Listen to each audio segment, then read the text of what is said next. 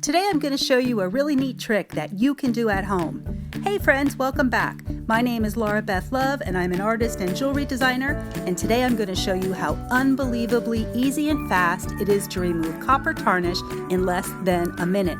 Not only is it easy and fast, but it won't cost you a thing. I bet you already have everything you will need right in your kitchen cabinet, so let's get started.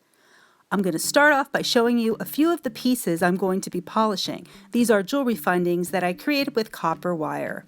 The first and largest piece that I have is a G-clef or treble clef that I formed out of about 16 or 14 gauge copper wire. I shaped it with some tools and I hammered it out to create this pretty piece, and it's actually a project from my second jewelry making book, Soldered Alchemy. I made this a while back, so it's been sitting in my workshop and it's been collecting tarnish, and that happens from the metal being exposed to oxygen, and that process is called oxidation. And when that happens, copper oxide forms. That's the dark stuff you see on what was once your shiny, bright copper. Other pieces I have are some simple loops and hooks, which serve as clasps for bracelets or necklaces. And there are polishes you can buy, there's chemicals, there's some that are expensive. And I'm going to show you how we can remove this tarnish and make this copper bright and shiny very quickly.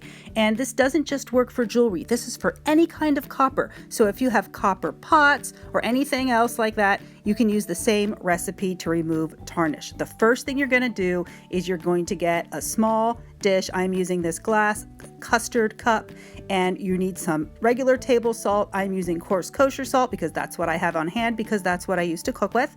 And I'm going to take about a teaspoonful, put it in my hand, and I'm going to pour it right in there. And then we're going to use some regular white vinegar. And I'm measuring, like I said, about a teaspoon, maybe a little bit more.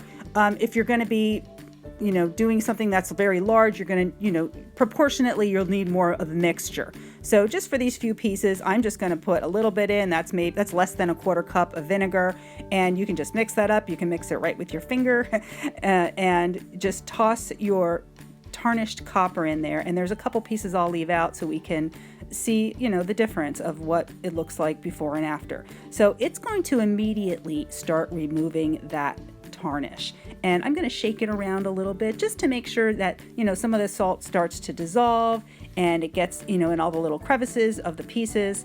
The treble clef, I have some wire wrapped around it, so I want to make sure that, it gets in all the small areas. So you just let that set, and it's just been a few moments that have gone by, and I'll look at it again, and they're pretty much finished.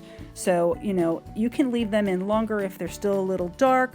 If they still look a little, tarnished, let them set. It shouldn't take longer than, a few minutes. If it's a big item, it might take longer. These took maybe 30 seconds. So what I'm going to do is I'm going to take them out and I'm going to inspect them, and look at how bright and shiny that is. Isn't that incredible?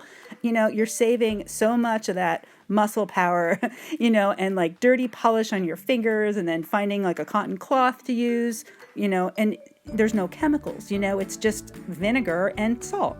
And, you can rinse them off next. I like to just rinse them under water, clean dish detergent. I love Dawn dish detergent, a little bit of that with some water, rinse them very well, dry them off, and they're good as new, So let's put those back in there for a moment. A couple of them looked a little dark. I had those two other ones I threw in. And now watch right before your eyes. I'm going to shake it up a little bit, and I bet you can't tell which are the two tarnished ones that I just tossed in.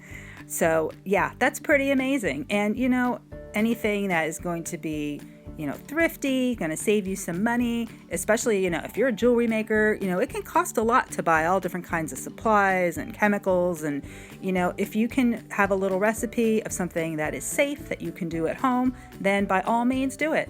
So let's take a look at these again. Wow, how pretty.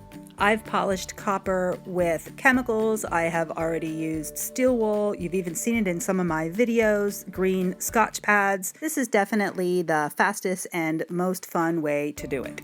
Now, you can make a paste out of this mixture by adding a little bit of flour, a teaspoonful at a time, mixing it up till it's a real pasty consistency. And you can, take that paste and apply that to a surface, let it sit on there, and then wipe it off. But it's even easier just to submerge the item into the liquid form. Thank you so much for joining me. I hope you liked this video. If you did, give it a thumbs up. I hope you try it out at home. Let us know how it goes. And I'll see you next time.